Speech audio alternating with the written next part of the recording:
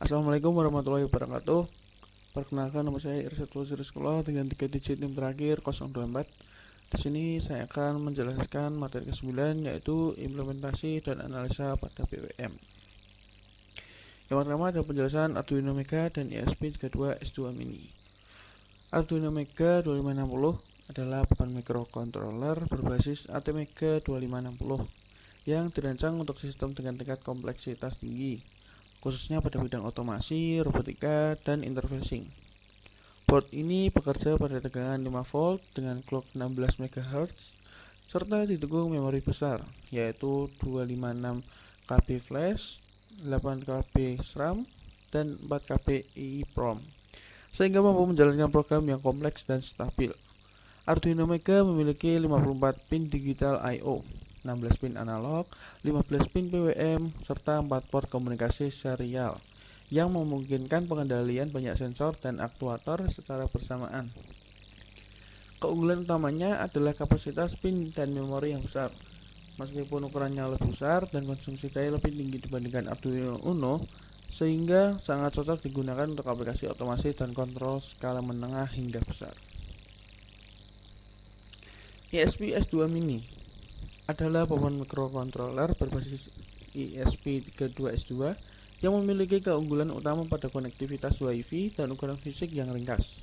Board ini dirancang untuk aplikasi IoT, sistem monitoring, dan kontrol jarak jauh.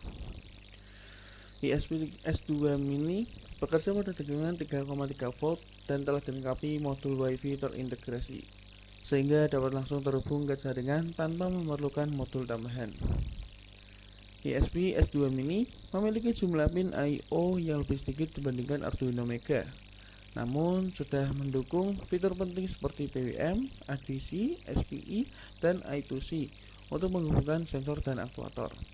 Board ini menggunakan USB Type-C untuk pemrograman dan satu daya, serta mendukung pemrograman melalui Arduino IDE dan MicroPython. Dengan ukuran kecil, konsumsi daya rendah, dan kemampuan komunikasi nirkabel, ESP32S2 Mini sangat cocok digunakan pada aplikasi IoT, smart system, dan monitoring berbasis jaringan. Selanjutnya ada pembahasan tentang PWM, frekuensi PWM, duty cycle PWM, resolusi PWM, PWM inverting, PWM non-inverting, dan geser pas pada PWM. PWM adalah teknik pembangkitan sinyal digital yang menyerupai sinyal analog dengan cara mengatur lebar pulsa dalam satu periode. Parameter utama PWM meliputi frekuensi PWM, yaitu jumlah siklus pulsa per detik yang menentukan kehalusan, kontrol, dan respon beban, serta duty cycle, yaitu persentase waktu sinyal berada pada kondisi high dalam satu periode yang menentukan besar kecilnya daya atau tegangan efektif yang diberikan. Selain itu, resolusi PWM juga menunjukkan tingkat ketelitian pengaturan duty cycle. Biasanya dinyalakan dalam bit, di mana semakin besar resolusinya, maka semakin halus perubahan output yang dapat dihasilkan. PWM memiliki beberapa mode pengaturan, yaitu non-inverting PWM, di mana duty cycle berbanding lurus dengan level output. Semakin besar duty cycle, semakin besar outputnya.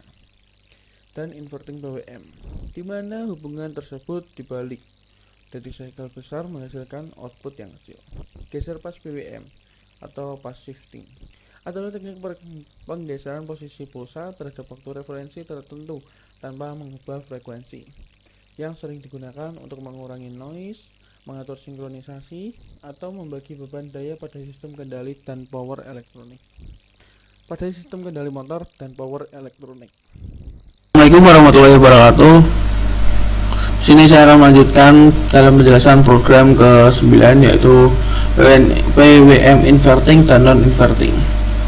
Program ini yaitu sebuah sistem kontrol PWM dual channel untuk ESP32S2 yang memungkinkan pengguna mengatur frekuensi, duty cycle, dan resolusi PWM melalui komunikasi serial. ESP32S2 memiliki peripheral LEDC atau LED PWM controller yang powerful dengan kemampuan menghasilkan PWM hingga 40 kHz pada resolusi hingga 10 bit, jauh lebih canggih dibandingkan Arduino biasa. konfigurasi hardware dan variabel global. Program ini menggunakan dua pin PWM, yaitu pin 5 dan 7 untuk menghasilkan PWM pada dua channel berbeda. Masing-masing channel dikonfigurasikan dengan channel number 1 dan 1. Frekuensi default 1000 Hz dan resolusi default 8 bit yang menghasilkan nilai PWM 0 hingga 255. Resolusi PWM dapat diubah antara 6 hingga 10 bit, di mana semakin tinggi resolusi berarti semakin harus kontrol duty cycle tetapi dengan jangkauan frekuensi yang lebih terbatas. Variabel global menyimpan frekuensi PWM, resolusi, nomor channel, dan duty cycle untuk masing-masing channel sehingga dapat diakses dari berbagai fungsi dan program.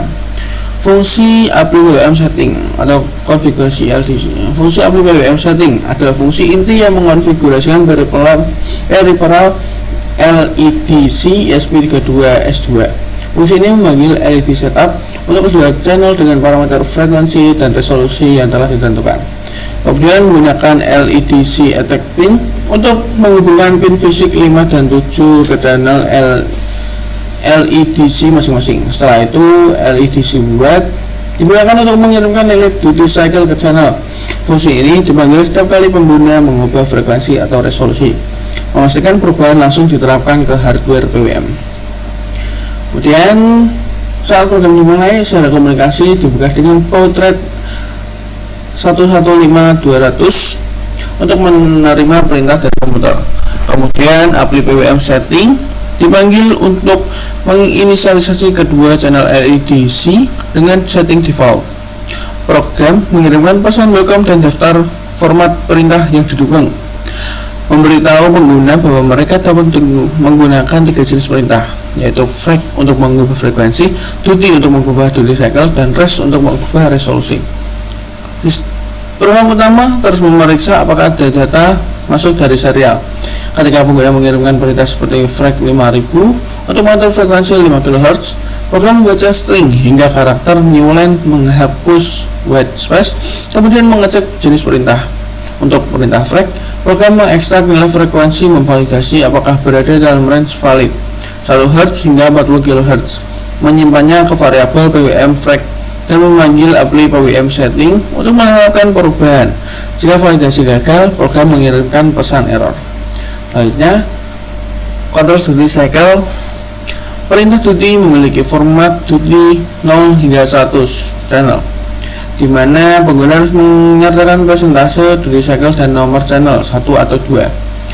Program mencari spasi pertama untuk memisahkan duty value dari channel number, mengekstrak kedua nilai, lalu memvalidasi bahwa duty cycle berada dalam range 0 hingga 100% dan channel adalah 1 atau 2. Setelah validasi berhasil, program menggunakan fungsi map untuk mengonversi persentase 0 hingga 100 menjadi nilai raw yang sesuai dengan resolusi PWM saat ini. Misalnya, jika resolusi 8 bit duty cycle 50%, nilai akan dimapping menjadi 127 dari 0 hingga 255. Nilai ini kemudian ditulis ke channel yang sesuai menggunakan LEDC bright. Selanjutnya, pengaturan resolusi PWM. Pengaturan resolusi memungkinkan pengguna mengubah resolusi PWM antara 6 hingga 10 bit. Resolusi 6 bit memberikan kontrol kasar dengan hanya 64 level 0 hingga 63. Cocok untuk aplikasi yang tidak memerlukan presisi tinggi. Sementara resolusi 10 bit memberikan kontrol halus dengan 1024 level, yaitu 0 hingga 100 hingga 1023. Itu untuk aplikasi yang memerlukan kontrol presisi seperti timing LED atau servo control. Setelah mengubah resolusi, program memanggil API PWM setting untuk rekonfigur peripheral LDC dengan resolusi baru. Selanjutnya, respon dan error handling.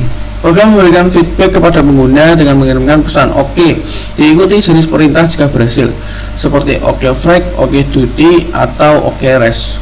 Jika terjadi error, misalnya frekuensi di luar range atau format perintah salah, program mengirimkan ERR, diikuti jenis perintah atau ERR CMD jika format tidak dikenali. Sistem ini memberikan kontrol yang intuitif dan responsif untuk aplikasi PWM yang memerlukan perubahan real time seperti motor speed control, LED brightness dimming, atau tone generation.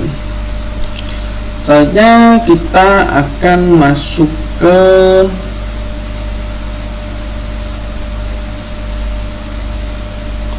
ISP yang 5.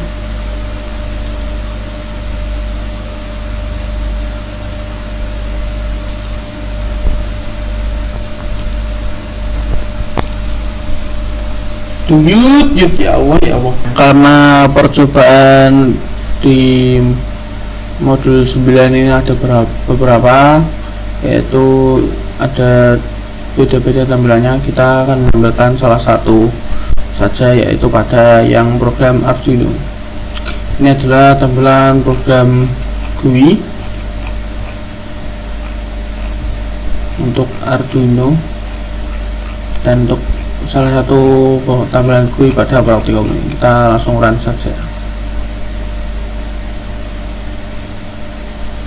Nah, ini akan tampil tampilan GUI PWM Dual Channel Controller. Ini akan menampilkan kontrol panel dan serial portnya tertampil di sini. Kemudian kita konekkan jika sudah, dan kita bisa mengatur frekuensinya, duty slider, dan duty slider yang channel A, channel B, inverting dan non inverting. Ini merupakan percobaan pertama Arduino Mega 2560. Baik, ini percobaan yang pertama, yaitu menggunakan Atmega 2560, yaitu percobaan dengan frekuensi, terus duty cycle dan BWM resolusi. Mana ini tampilan buat memudahkan validasi dengan dari osiloskopnya. Ini osiloskopnya mungkin bisa dirubah dari frekuensinya. Kita ubah ke berapa? 2000 ya. Kita naikkan, oke. Ya, ada sekitar 3200. Nah, ini terlihat ada perubahannya. Coba diubah lagi frekuensinya. Kita ubah lagi frekuensinya. Nah, ini dia terdapat perubahan. Oke, selanjutnya di duty cycle. Duty cycle-nya ini berapa? 52. Coba diganti. Ya, di sini juga terlihat. Sini validasi untuk memvalidasi dari perubahan dari duty cycle-nya. Nah, terus kemudian di BBM resolusi putar aja. Nah, ini sekitar tampil. Videonya kan sudah. Nah, ini terdapat sedikit perubahan dari hasil grafiknya. Sekian cukup di percobaan yang pertama. Selanjutnya itu percobaan kedua Arduino Mega 2560.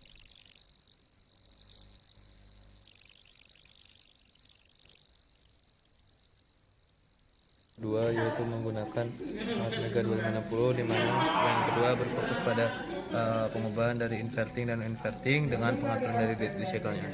Nah, ini hasil dari grafik dari inverting. Coba duty cycle-nya dirubah. Nah, ini perubahan dari duty cycle-nya. Oh maaf, ini inverting. Nah, ini non inverting. Nah, coba dirubah dari duty cycle-nya.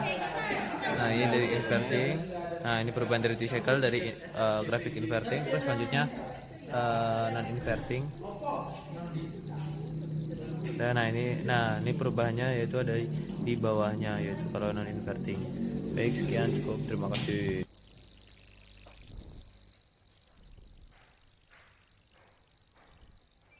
Selanjutnya percobaan ketiga Arduino Mega 2560, yaitu inverting non inverting dengan perubahan fasenya dua. Coba di inverting. Nah, ini non inverting. Coba ganti. Nah, ini terlihat ada perubahan dari fasenya. Kedua fasenya ada di sini. Ya, kita menggunakan program juga untuk menghasilkan dari grafik untuk validasi dari osiloskopnya. Nah, ini terlihat ada perubahan dari osiloskopnya. Sekian, terima kasih.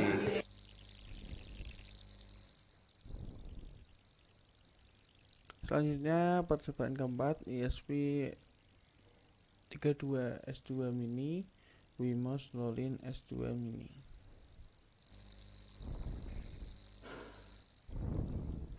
S2 atau Wemos Lolin S2 Mini. Nah, di sini kita menggunakan slider untuk mengatur frekuensi, duty cycle, dan juga resolusi dari timernya itu sendiri. Nah, kita akan ngetes masing-masing dari slidernya itu. Oke, yang pertama kita masukin dulu mentok ini kiri. Di sini kita akan menjalankan PWM satu frekuensi dengan duty cycle misalkan 50%. Oke. Dengan resolusi 6 bit. Nah, begini hasilnya.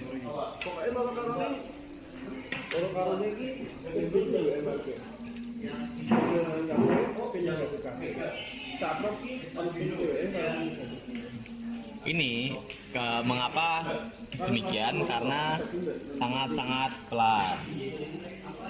Nah, kita percepat, maka hasilnya akan terlihat bisa dicek ulang.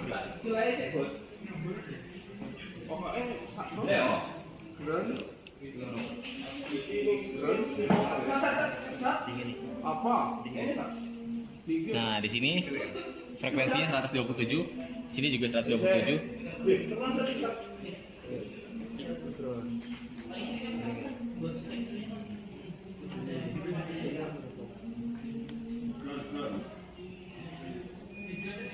Oke, kita lanjut ke pengaturan duty cycle-nya.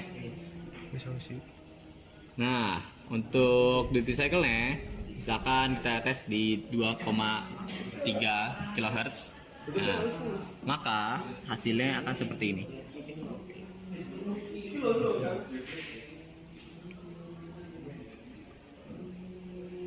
Nah,